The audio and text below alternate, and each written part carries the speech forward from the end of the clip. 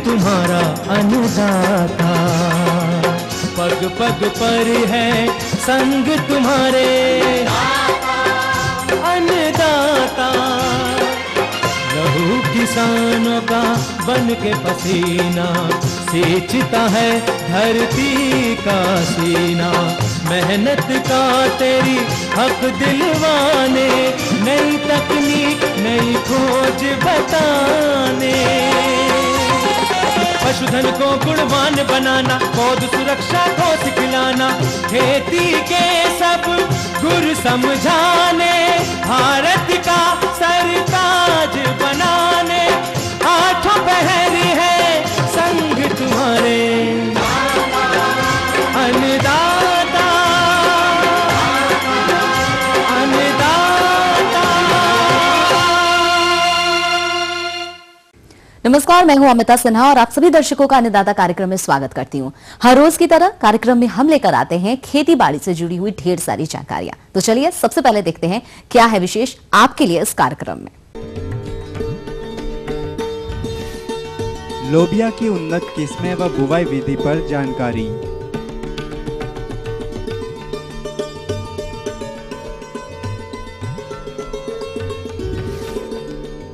गिनी foul पालन पर जानकारी।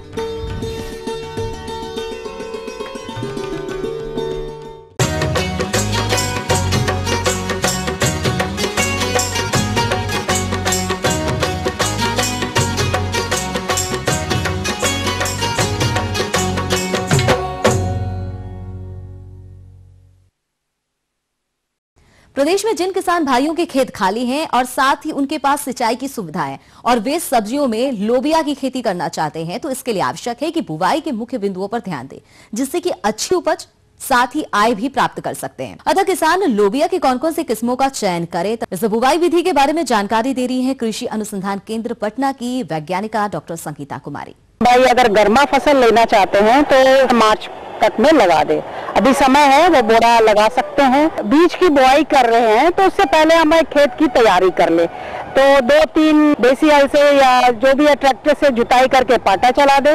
और जब रोपने का समय आता है तो उससे 15 से 20 दिन पहले रोपाई से उसमें 20 से 25 टन गोबर की सड़ी हुई खाद खेत में अच्छी तरह से मिला दे।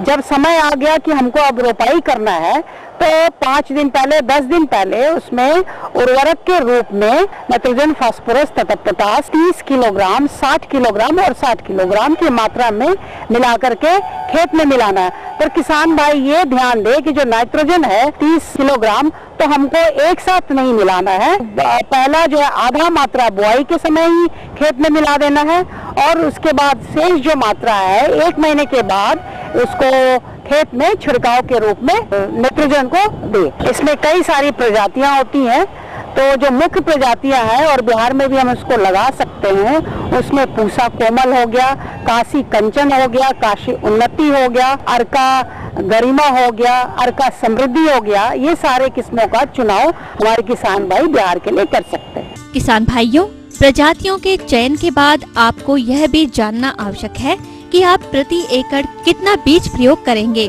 तो बोने किस्मों वाली प्रजातियों के लिए आप 7 किलोग्राम तथा चढ़ने वाली प्रजातियों का 5 से 6 किलोग्राम बीज प्रति एकड़ उपयुक्त रहेगा। यदि आप बीज किसी प्रमाणित संस्था से लेते हैं तो वह बीज तो उपचारित रहता है, लेकिन यदि आप घर का बीज या साधारण बीज प्रयोग कर रहे हैं तो अच्छे जमाव व कीट बीमारियों से मुक्त रहने के लिए बुआई के पूर्व बीज का उपचारित होना आवश्यक है। और जब भी बुआई करे, किसी भी सब बीज की बुआई करे, उसको बीज शोधित जरूर कर ले। कैप्टन ले ले या थीरम ले ले या बेवेस्टिन ले ले, तो 2 ग्राम दवा हो गया, ये सब दवा, और 1 किलोग्राम बीज को दोनों को अच्छी तरह से मिला करके उसको छाया नहीं रखना है, मिलाना है और उसकी रोपाई कर देना है। इसमें 2 तरह की किस्में होती हैं, तो एक झाड़ी नुमा होती है और एक होता है सीधे लतर कर फैलने वाली। तो झाड़ी नुमा के लिए जो है हम जो 7 से 15 मीटर की दूरी पर लगाते हैं। कहने का मतलब है कि पौधे से पौधे की दूरी 15 सेंटीमीटर होना चाहिए और पंक्ति से पंक्ति की दूरी 60 सेंटीमीटर होना चाहिए।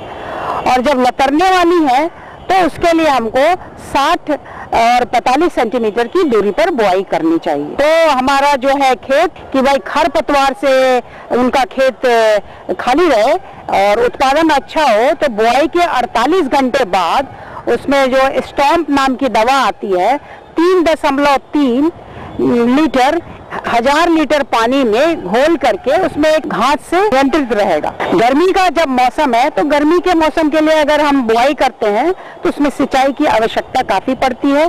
तो हर 5वें से 7वें दिन के अंतराल पर गर्मा समय के लिए सिंचाई पानी खेत में देना आवश्यक है। जहाँ भी कीड़े का प्रकोप दिखाई दे रहा है तो सबसे जो है सस्ता और सबसे मतलब दवा जो आप इस्तेमाल करेंगे, मैलाथियन का छिड़काव अवश्य कर दो। 2 मिलीलीटर 1 लीटर पानी में मिला करके मैलाथियन का छिड़काव करें।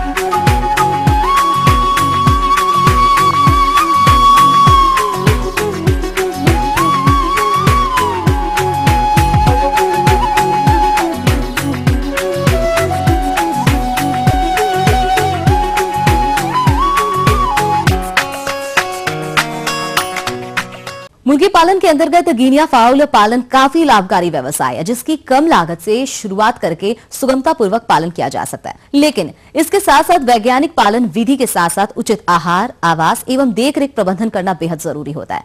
तो कैसे करें कम लागत में गिनिया फाउल पालन जिससे अच्छी आय मिल सके, इसकी जानकारी के लिए मिलते हैं एक विषय विशेषज्ञ से। कुक्कुट समूह की एक महत्वपूर्ण आर्थिक दृष्टि से एक महत्वपूर्ण प्रजाति है और सामान्यतः इस प्रजाति को अगर हम देखें तो कुक्कुट पालन में मुर्गी और बतख के बाद में तीसरे स्थान पर आती है। रोगों की दृष्टि से अगर हम गिनी फाउल पालन को देखें तो ये व्यवसाय एक ऐसा व्यवसाय है कि इसमें इस प्रकार की कोई भी शंका या कोई भी क्षति होने की संभावना लगभग जो छीण होती है या बिल्कुल ही नहीं होती है। प्रजाति के दृष्टि से हम देखें तो सामान्यतः इसमें 3 प्रजाति, इसमें पर्ल, लेवेंडर और सफ़ेद, 3 प्रजाति जो है इसकी गिनी फाउल की जो काफ़ी अधिक प्रचलित हैं और इसमें तीनों प्रजातियों को हम द्विप्रयोजनीय रूप में जानते हैं। जैसे अंडा उत्पादन के लिए भी ले सकते हैं और मांस उत्पादन के लिए भी ले सकते हैं। तो अगर ग्रामीण क्षेत्रों में हम बैकयार्ड मुर्गी पालन के विकल्प के रूप में अगर हम देखें तो सामान्यतः इसमें जो आवास व्यवस्था है वो अर्ध सघन प्रणाली वो ही ज़्यादा उपयुक्त होती है। तो इसमें हम जो है उसी विधि को अपना सकते हैं और आवास प्रणाली के साथ साथ तो ब्रूडिंग के समय आहार, पानी और तापक्रम, इन तीनों चीज़ों का विशेषकर ध्यान रखना चाहिए और इनके साथ साथ जो है बिछावन पर विशेषकर ध्यान देना चाहिए। दूसरा, अगर मुर्गी पालक गिनी फाउल पालन ग्रेजिंग के रूप में अपना करके भी अगर करना चाहता है तो उसको आराम से कर सकता है, क्योंकि ये एक ऐसा व्यवसाय है कि इसमें बहुत ही न्यूनतम लागत लगा करके इससे अच्छी आय ली जा सकती है।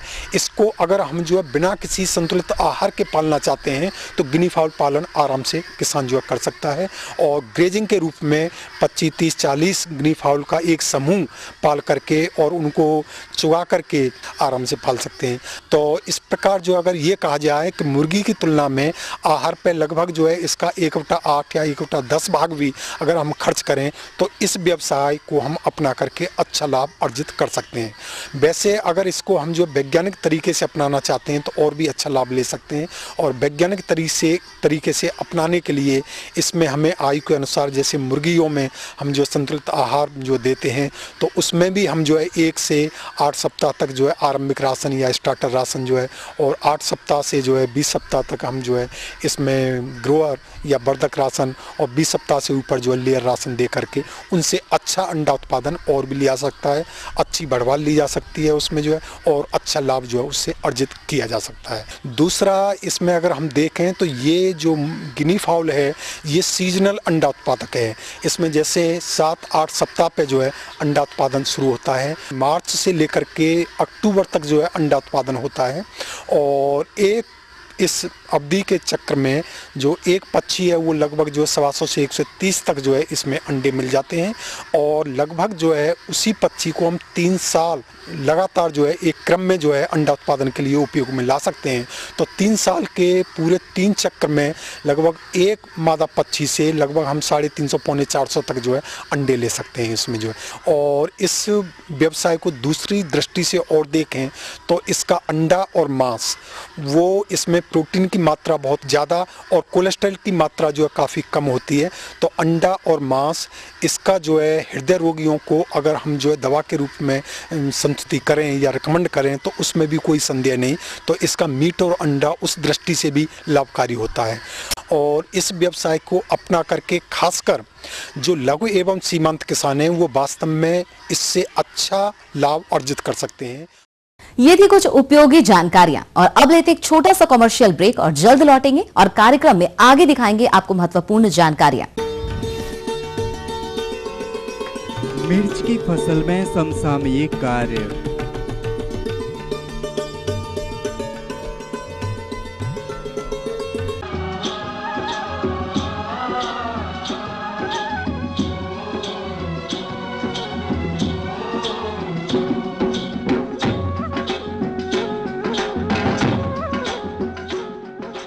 ब्रेक के बाद एक बार फिर से आप सभी दर्शकों का अन्नदाता कार्यक्रम में स्वागत है। बढ़ते हैं अगली प्रस्तुति की ओर।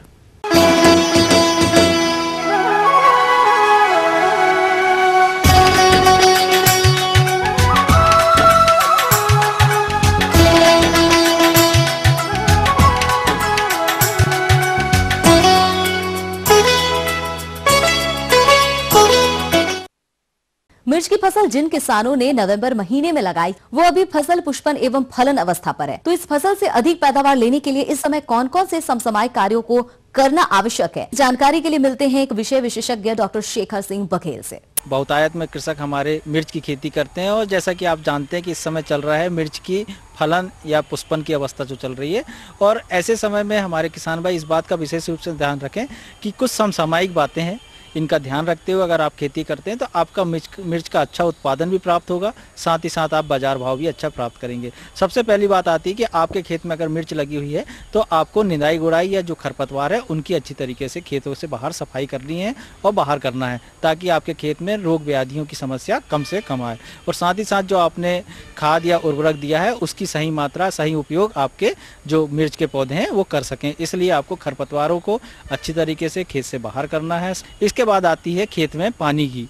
अगर आपके खेत में आप निरीक्षण करते हैं, इस दौरान देखें अगर कहीं पे आपको लगता है कि पानी की कमी है तो भूमि में नमी बनी होना चाहिए, इस बात का ध्यान रखें, क्योंकि पुष्पन की अवस्था चल रही है और पुष्प आते समय अगर नमी की समस्या आ जाए तो निश्चित रूप से आपके फूल भी कम आएंगे, साथ ही साथ फूल कम आने से या फूल गिरने की समस्या हो जाएगी और फल भी कम बनेंगे और इससे आपको निश्चित रूप से हानि होगी। तो इस बात का ध्यान रखें कि आप जैसे कि धीरे धीरे अब गर्मी बढ़ना शुरू हो रही है तो आपको खेतों में पानी की मात्रा लगभग हफ्ते 10 दिन में आपको पानी लगातार देते रहना है और खेत की आवश्यकता के अनुसार भी इस बात का भी ध्यान रखते हुए पानी दें।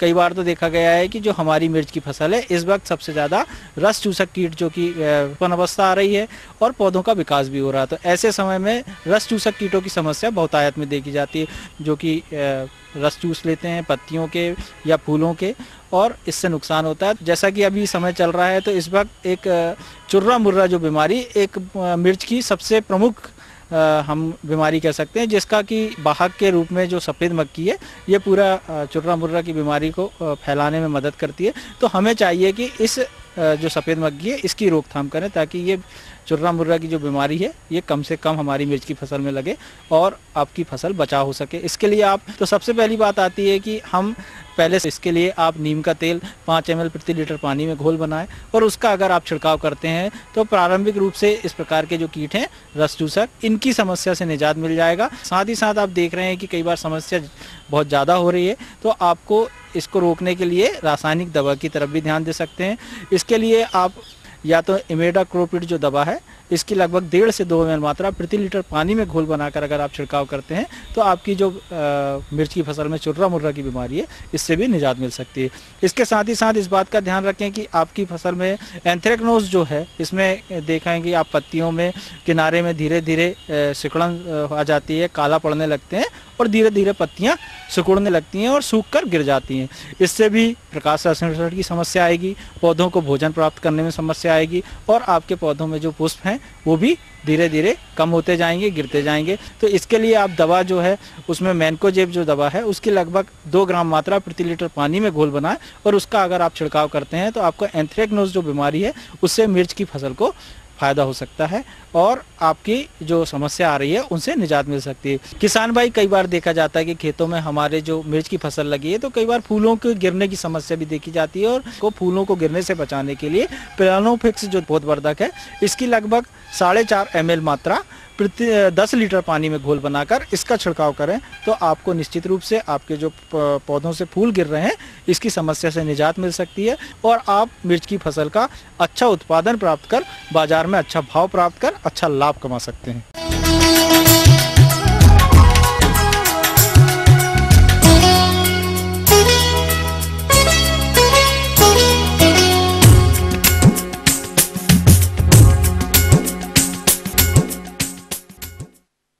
प्रदेश में गन्ना की खेती बड़े पैमाने पर की जाती है। यदि इसकी पेड़ी फसल की बात करें तो किसान पेड़ी गन्ना फसल में बावक फसल की तरह प्रबंधन करें तो पेड़ी गन्ने से बहुत अधिक उत्पादन लिया जा सकता है। लेकिन अक्सर यह देखा गया है कि किसान भाई गन्ने की बावक फसल में ध्यान तो देते हैं लेकिन पेड़ी की फसल को ऐसे ही छोड़ देते हैं जिससे कम उत्पादन प्राप्त होता है। अतः पेड़ी गन्ना की फसल कौन कौन से प्रबंधनों को कब और कैसे करें, इस विषय पर जानकारी के लिए देखिए कार्यक्रम का ये अंश। गन्ना हमारे राज्य की प्रमुख नकदी फसल है तथा चीनी व गुड़ उद्योग का आधार भी है एवं आधुनिक ढंग से इसकी खेती कर आप इससे अच्छी आय भी प्राप्त कर सकते हैं। जैसा कि हम सभी जानते हैं कि प्रदेश में गन्ना की फसल 2 तरीके से ली जाती है, एक तो बसंतकालीन गन्ने के रूप में और दूसरा शरदकालीन गन्ने के रूप में। तो जिन किसान भाइयों ने शरदकालीन गन्ने की कटाई अक्टूबर में की होगी तथा वह इसकी पैड़ी फसल लेना चाहते हैं तो उन्हें इस फसल से अच्छे उत्पादन लेने हेतु कुछ सस्य प्रबंधन कार्यों जैसे सिंचाई व खरपतवार प्रबंधन, पौध सुरक्षा इत्यादि बिंदुओं पर विशेष ध्यान देना होगा। लेकिन जानकारी के अभाव में तथा लापरवाही के कारण हमारे कृषक इन खास बिंदुओं को नजरअंदाज कर देते हैं, जिससे कि आगे चलकर उन्हें कम उत्पादन की प्राप्ति होती है तथा साथ ही आर्थिक हानि का सामना भी करना पड़ता है। तो किसान भाइयों, यदि आपने गन्ने की पेड़ी फसल लगा रखी है तो कैसे करें उसका प्रबंधन, आइए देखते हैं कार्यक्रम के इस अंश के माध्यम से।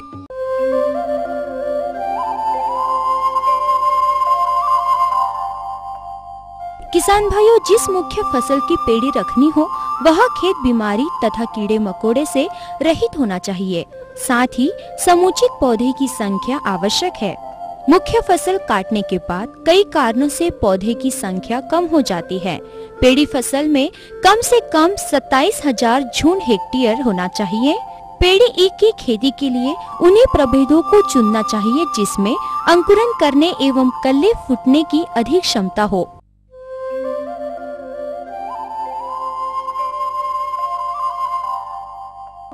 किसान भाइयों, अच्छी पेड़ी मुख्य फसल की समय पर कटाई पर काफी निर्भर करती है। काटी गई मुख्य फसल से अच्छी पेड़ी प्राप्त होती है। इसके लिए आवश्यक है जितनी जल्द हो सके पेड़ी फसल को खाद एवं सिंचाई दे दिया जाए। किसान भाइयों, मुख्य फसल की कटाई के बाद सूखी पत्तियों को बिछाकर जला देना चाहिए, क्योंकि बहुत से कीड़े मकोड़े सूखे पत्ते एवं पेड़ी से जुड़े रहते हैं। इससे खेत में खरपतवार तथा कीट भी नष्ट हो जाते हैं। किसान भाइयों, अब बात करते हैं पेड़ियों की छटाई एवं मेड़ तोड़ना। किसान भाइयों, जहां तक संभव हो मुख्य फसल की कटाई जमीन की सतह से ही करनी चाहिए तथा बाद में मेड़ों को तोड़ देना चाहिए। इस प्रक्रिया से पेड़ी में कल्ले स्वस्थ तथा एक साथ निकलते हैं। इसके पश्चात ऐसी जुताई करनी चाहिए जिससे पुरानी जड़ें कट जाए तथा नई जड़ों को विकसित होने का मौका मिले। किसान भाइयों, अब बात करते हैं मिट्टी एवं पेड़ी उपचार पर। किसान भाइयों, मेड़ तोड़ने के बाद पत्तियों के बीच 200 क्विंटल कंपोस्ट या सड़े हुए गोबर की खाद समान रूप से छींटकर देशी हल से जोतकर मिला दे। इस जुताई के साथ साथ 10 किलोग्राम फोरेट 10 G प्रति हेक्टेयर की दर से मिला देने से पेड़ी फसल को शुरू से कीटों से सुरक्षा मिलती है। पेड़ी के कटे भाग पर इमिसान 0.25% घोल का छिड़काव करे।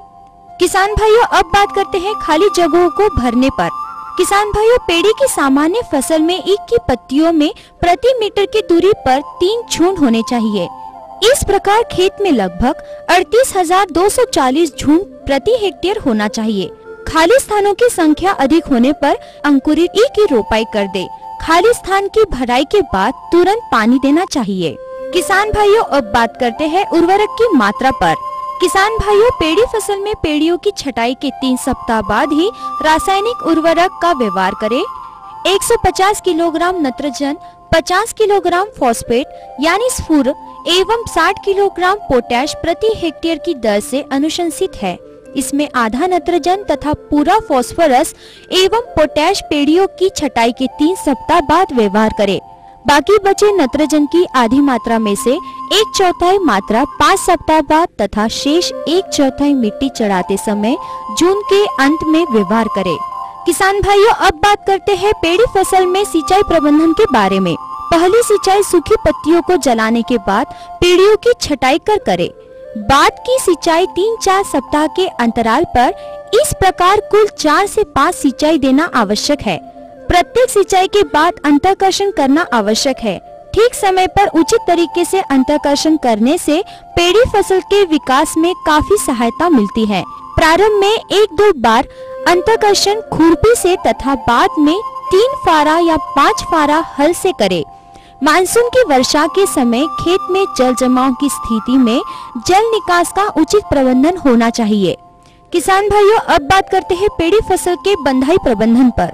किसान भाइयों, अगर समुचित खाद एवं सिंचाई की व्यवस्था हो तो फसल में वृद्धि होना स्वाभाविक होता है। साथ ही फसल की जड़ें गहरी न होने से ईख गिर जाती है, जिससे उसमें चीनी का प्रतिशत कम हो जाता है।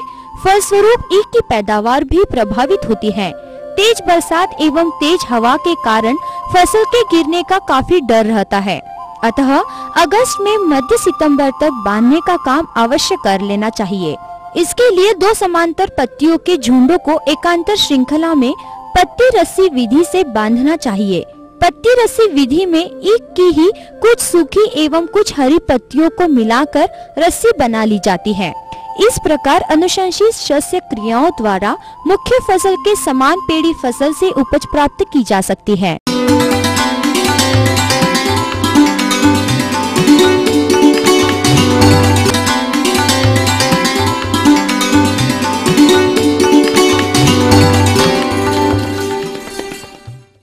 अन्नदाता हेल्पलाइन निशुल्क फोन संपर्क सेवा के माध्यम से आपके द्वारा पूछे गए प्रश्नों में से 1 या 2 महत्वपूर्ण प्रश्नों को हम अपने कार्यक्रम में शामिल करते हैं और इसी के तहत आज का चयनित प्रश्न और उसका जवाब इस प्रकार है।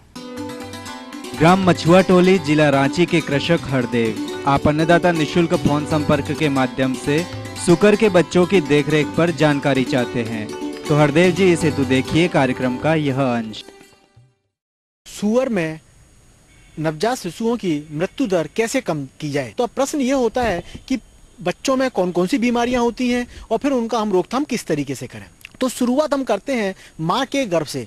जो सुअरी होती है उसके गर्भ में जो बच्चों की मात्रा बहुत ज़्यादा होती है, नंबर बहुत ज़्यादा होते हैं, इसलिए ये ज़रूरी हो जाता है कि गर्भकाल के समय ही हम उसको अतिरिक्त राशन दें। और जो अतिरिक्त राशन होता है वो करीबन 2.5 किलो दाना और 1 किलो हरा चारा हमको जरूर देना चाहिए, ताकि गर्भ में पल रहे बच्चों का विकास बहुत अच्छे से हो सके। अब प्रश्न ये आता है कि जब बच्चे बाहर आते हैं तो उस समय क्या क्या समस्या आती हैं। जब बच्चा बाहर आ रहा होता है तो सबसे बड़ी समस्या ये होती है, सुअरी की एक प्रवृत्ति होती है कि वो दीवार से पीछे की तरफ ताकत लगाती है बच्चों को बाहर निकालने के लिए। उस समय उस बात को अंदाजा नहीं होता है कि जो एक आध बच्चा बाहर आ गया है वो कहीं उसके पीछे और दीवार के बीच में तो नहीं फंस गया है। इस बात का उसको बिल्कुल अंदाजा नहीं होता है, जिसके कारण उस समय ही बच्चों की मृत्यु हो जाती है। तो उस मृत्यु को रोकने के लिए ये बहुत आवश्यक है कि जिस बाड़े के अंदर सुअर को रखा गया है उस बाड़े में 10 इंच जमीन के आगे की तरफ 5 सेंटीमीटर चौड़ी हम ग्रिल लगा दें लोहे की। इससे होगा क्या कि जो सुअरी है वो अपनी पूरी ताकत लोहे की ग्रिल पर लगाएगी और जो छोटे छोटे बच्चे हैं वो कहाँ पर आ जाएंगे, जो 10 इंच की आपने जगह छोड़ी है दीवार और लोहे की ग्रिल के बीच में, वहां पर जाके वो बच्चे रेस्ट करेंगे, जिसके कारण आप जो है उन बच्चों की मृत्यु दर को काफी हद तक रोक सकते हैं। और जब सुअर ब्याने के लिए तैयार हो जाए तो एक व्यक्ति को वहां पर जरूर रखना चाहिए, ताकि किसी भी प्रकार की कोई भी परेशानी आए तो वो उसको तुरंत अटेंड कर सके और ऐसे सुअर को अन्य सुअरों से अलग करके दूसरे बाड़े में रख देना चाहिए। साथ ही साथ हमको ये विशेष ध्यान रखना चाहिए कि जब वो गर्भकाल के अपने अंतिम अवस्था में होता है तो दूसरे सुअरों से लड़ाई ना हो और किसी प्रकार की चोट ना पहुंचे। अब प्रश्न ये आता है कि जब बच्चे बाहर आ गए तो उस समय उन बच्चों में एनीमिया होने की संभावना बहुत ज़्यादा होती है। एनीमिया बोलें तो खून की कमी, क्योंकि उसके दूध में आयरन की मात्रा नहीं होती। तो उस पिगलेट एनीमिया को रोकने के लिए हमारे मार्केट में कई तरह के घोल अवेलेबल हैं। तो उसमें सबसे ज़्यादा उपयोग होने वाला फेरस सल्फेट है। फेरस सल्फेट की 500 ग्राम मात्रा 10 लीटर पानी में घोल लें और उसके बाद सुअरी के थनों पर हम लगा दें। तो जब बच्चे ऐसी माँ का दूध जब लेते हैं तो वो ऑटोमेटिकली फेरस सल्फेट भी उनके अंदर चला जाता है, जिसके कारण उनमें जो पिगलेट एनीमिया हो रहा है वो नहीं होता है और बच्चों की ग्रोथ बहुत अच्छी होती है। कि बच्चों में इस सब के बाद भी पिगलेट एनीमिया होने की संभावना ज़्यादा होती है, तो उस कंडीशन में यदि हम इम्फेरॉन के इंजेक्शन अगर हम लगा दें तो उसमें एनीमिया को काफ़ी हद तक रोका जा सकता है। सुअरों के अंदर जो एक सबसे बड़ी समस्या होती है कि एक उनके अंदर एक राउंड वर्म होता है जिसे हम एस्केरिस कहते हैं, जो सुअर के अंदर मिलने वाला सबसे बड़ा और सबसे ज़्यादा परजीवी होता है। इस परजीवी के कारण या तो सुअर जो है ग्रोथ नहीं कर पाते हैं और उनकी मृत्यु भी हो जाती है। क्योंकि इसके अंडे जो है ज़मीन पर भी चारों तरफ फैले होते हैं, तो ये ज़रूरी है कि हम अच्छे से चूने से उस पूरे एरिया को कीटाणु रहित कर दें। प्रतिदिन हमको उसको साफ करना चाहिए ताकि अंडे से बच्चों में किसी प्रकार की बीमारी ना फैले। उसको मारने के लिए बाजार में कई तरह की दवाइयाँ अवेलेबल हैं, जिसमें पिपराजिन नामक दवाई सबसे बेहतरीन है, जो कि राउंड वर्म पर बहुत अच्छा काम करती है और सारे ही एस्केरिस को मार देती है। तो ये हमको उसके दिशा निर्देश के अनुसार ये दवाई देनी चाहिए।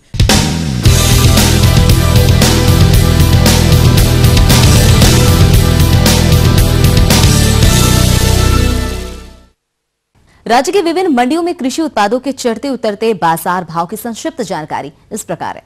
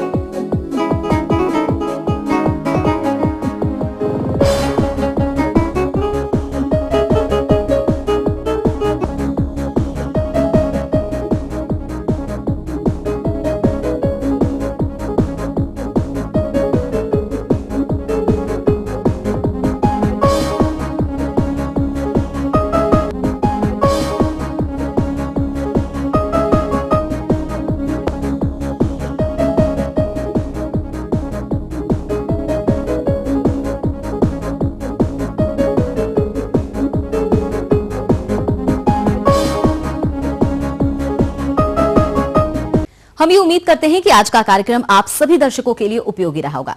किसान भाइयों, अन्नदाता आपकी सेवा के लिए संकल्परत है। कृषि संबंधित समस्या एवं सुझावों के लिए आप हमें इस पते पर संपर्क कर सकते हैं। प्रोड्यूसर अन्नदाता ETV Bihar Jharkhand, Ramoji film city Hyderabad 501512। साथ ही आप हमें ईमेल भी कर सकते हैं। हमारा ईमेल है annadatabihar@etv.co.in। इसके अतिरिक्त आप हमें निःशुल्क हेल्पलाइन नंबर 1800-425-4085 पर दोपहर 2 बजे से 3 बजे के बीच संपर्क कर सकते हैं। फिलहाल अन्नदाता की पूरी टीम को इजाजत दीजिए। कल फिर इसी समय आपसे मुलाकात होगी कृषि संबंधित कुछ और रोचक जानकारियों के साथ। नमस्कार।